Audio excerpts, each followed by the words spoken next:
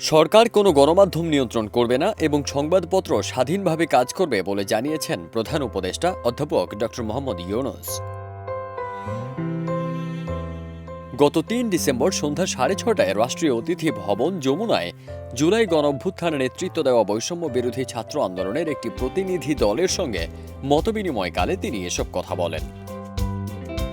এই মতবিনিময় শিক্ষার্থীদের পক্ষ থেকে বারবার সামাজিক যোগাযোগ মাধ্যমে সরকারের বিরুদ্ধে অপপ্রচার ও গণমাধ্যমে সরকারের কাজ সঠিকভাবে প্রচার না হওয়ার বিষয়টি উঠে আসে। শিক্ষার্থীদের এমন বক্তব্যে প্রধান উপদেষ্টা বলেন, যারা সোশ্যাল মিডিয়ায় কথা বলে তারা সরকারের বিরুদ্ধে সরব, এটা ঠিক।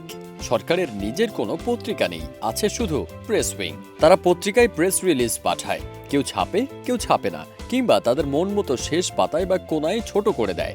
প্রেস উইং ওদের মতো করে চেষ্টা করছে, কাজ করছে। সরকার কোনো গণমাধ্যম নিয়ন্ত্রণ করবে না, সংবাদপত্র স্বাধীনভাবে কাজ করবে, এটাই আমাদের নীতি।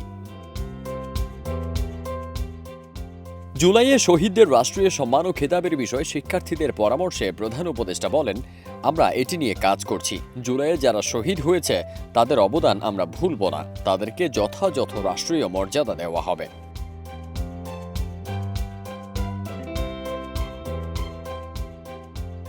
প্রধান উপদেষ্টা বলেন, পুরো সিস্টেমটাই ধ্বংস করে দিয়ে গেছে আওয়ামী লীগ। চারিদিকে চুরি চামারি, ব্যাংক কাজ করে না, কমিটি অর্থনীতির শ্বেতপত্র দিয়েছে।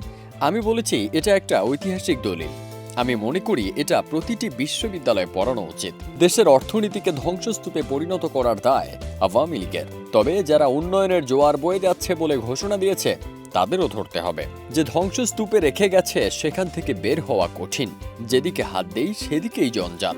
এই জঞ্জাল পরিষ্কার করেই যাচ্ছি। কাজ শুরু করতে গিয়ে কঠিন পরিস্থিতিতে পড়তে হচ্ছে।